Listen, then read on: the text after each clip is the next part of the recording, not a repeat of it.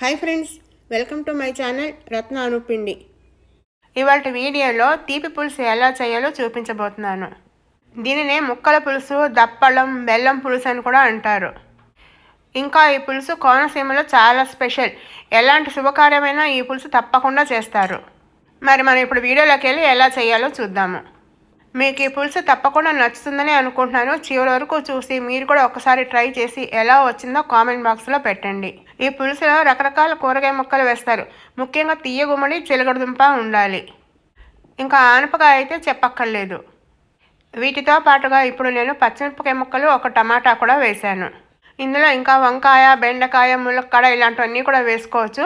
ముందు ఇంకా ఏం వేసానో చూద్దాము. ఇప్పుడు ఈ ముక్కల్లో ఒక స్పూన్ పసుపు, రుచికి సరిపడా ఉప్పు, నీళ్లు, ఉడకడానికి సరిపడా నీళ్లు పోసి ఉడికించుకోవాలి. నీళ్లు ముక్కలు ఉడకడానికి సరిపడా మాత్రమే పోయాలి. ముందే ఎక్కువ పోసేస్తే టైం ఎక్కువ పడుతుంది. నేను ఇక్కడ ముక్కల్ని విడిగా గిన్నెలో ఉడికిస్తున్నాను. కావాలంటే కుక్కర్లో కూడా 2 విజిల్స్ వచ్చే వరకు ఉడికించుకోవచ్చు. ఇలా నీళ్లు పోసిన తర్వాత మూత పెట్టి స్టవ్ వెలిగించి ముక్కలు ఉడికించాలి. ముక్కలు ఉడికేలోగా పోపు రెడీ పెట్టుకోవాలి. ఈ పోపు కోసం ఒక ప్యాన్లో నూనె వేసి కొంచెం వేడెక్కిన తర్వాత 1 స్పూన్ మెంతులు, 1.5 స్పూన్ ఆవాలు వేసి వేయించాలి. నూనె బాగా వేడెక్కిన తర్వాత వేస్తే మాడిపోతాయి. ఇప్పుడు ఈ పోపుని కలుపుతూ మాడిపోకుండా స్లో ఫ్లేమ్లో వేయించుకోవాలి. ఆవాలు, మెంతులు 3 వంతులు వేగిన తర్వాత ఒక 2-3 ఎండుమిరపకాయలు కూడా వేసి వేయించాలి. అలాగే లాస్ట్లో కొంచెం ఇంగువ వేసి బాగా కలిసేలాగా కలిపి ఇప్పుడు స్టవ్ కట్టేసి పోపుని ఆరనివ్వాలి. ఇప్పుడు ఇక్కడ ముక్కలు ఉడుకు పట్టింది.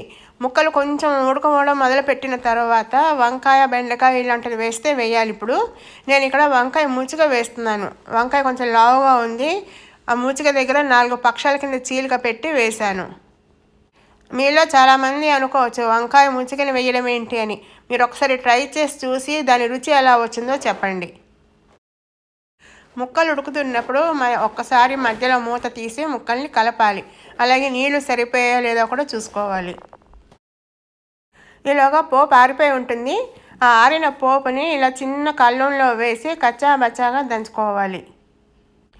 అంతా వేయకుండా ఒక 1/2 స్పూన్ పోపుని పక్కన పెట్టుకోవాలి. ఇలా దంచుకున్న పోపులో పులుసు చిక్కబడడానికి సరిపడినంత శనగపిండి కానీ, బియ్యపిండి కానీ లేదా 2 కలిపి కూడా వేసుకోవచ్చు. 2-3 స్పూన్లు వేసి కొంచెం సరిపడా నీళ్లు పోసి ఉండలు లేకుండా కలుపుకోవాలి. పోపుని డైరెక్ట్గా వేసేయచ్చు కదా అనుకుంటున్నారా? వేసేయచ్చు, కానీ ఇలా కచ్చాబచ్చాగా దంచి వేయడం వల్ల మంచి రుచి వస్తుంది. ఈ పోపు అంతా రెడీ పెట్టుకునే లోపల ముక్కలు సగం ఉడికిపోయి ఉంటాయి. ఒక్కసారి మూత తీసి చెక్ చేయాలి. ఇలాగా ముక్కల్ని 1 స్పూన్తో నొక్కి చూసి 80% వరకు ఉడికిన తర్వాత పులుపుకి సరిపడా చింతపండు ముందే నానబెట్టుకొని ఉంచుకోవాలి. ఆ రసం తీసి ఇందులో పోయాలి. ఇక్కడ ముక్కలు ఒక 80% వరకు ఉడికిన తర్వాతే వేయాలి చింతపండు. అదే మీరు కుక్కర్లో పెట్టే మాట అయితే అప్పుడే వేసేయచ్చు. ఒక్కసారి చింతపండు కూడా బెల్లం అన్నీ వేసి పెట్టేయచ్చు. చింతపండు వేసిన వెంటనే బెల్లం కూడా తీపికి సరిపడా వేయాలి. ఈ తీపి పులుసు అనుకున్నాం కదా, ఒక పిసర్ తీపి ఉంటేనే బాగుంటుంది. కానీ తీపి పూర్తిగా ఇష్టపడని వాళ్ళు కొంచెం వేసుకున్నా పర్వాలేదు. చింతపండు, బెల్లం వేశాక పచ్చివాసన పోయే వరకు ఉడికించాలి. కొంచెం ఉడికిన తర్వాత ఇప్పుడు నేను ఫ్రోజన్ ములక్కాడలు వేస్తున్నాను. పచ్చి ములక్కాడలు అయితే మనం ముక్కలతో పాటే ఉడికించుకోవాలి. ఇది ఫ్రోజన్ కాబట్టి లాస్ట్లో వేస్తున్నాను. ఇలా ములక్కాడ వేసిన తర్వాత 2-3 నిమిషాలు ఉడికిన తర్వాత మనం ఇందాక రెడీ పెట్టుకున్న పోపు, శనగపిండి నీళ్లు ఒకసారి బాగా కలిపి ఈ పులుసులో పోసేయాలి. శనగపిండి కిందకి దిగిపోతుంది, అందుకని కలిపి వేయాలి. ఇప్పుడు మనము చిక్కదనానికి సరిపడా నీళ్లు అడ్జస్ట్ చేసుకుని పోసుకోవాలి. పులుసు మరీ చిక్కగా ఉన్నా బాగుండదు, అలాగే నీళ్ళల్లో ఉన్నా కూడా బాగుండదు. మీడియంగా ఉండాలి. చూసుకుని దానికి తగిన నీళ్లు పోసి ఉడికించాలి. నీళ్లు పోసిన తర్వాత పక్కన మిగిల్చిన పోపు కూడా వేసి కలపాలి. కలిపిన తర్వాత శనగపిండి పచ్చివాసన పోయే వరకు పులుసుని మరిగించాలి. ఈ పులుసు బాగా మరగాలి. మరిగినప్పుడే అన్ని రకాల కూరగాయ ముక్కల ఫ్లేవర్స్ పట్టి మంచి రుచి వస్తుంది. ఈ పులుసు బాగా మరిగింది అనుకున్నాక స్టవ్ కట్టేసే ముందు సన్నగా తరిగిన కొత్తిమీర వేసి మూత పెట్టేసి స్టవ్ కట్టేయాలి.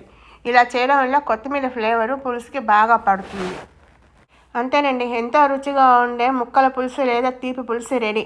ఇది వేడి వేడి అన్నంలో వేడి వేడి ముద్దపప్పు నెయ్యి వేసుకుని దానికి సైడ్ డిష్గా వేసుకుంటే ఆహా, స్వర్గం ఎక్కడో ఉండదు.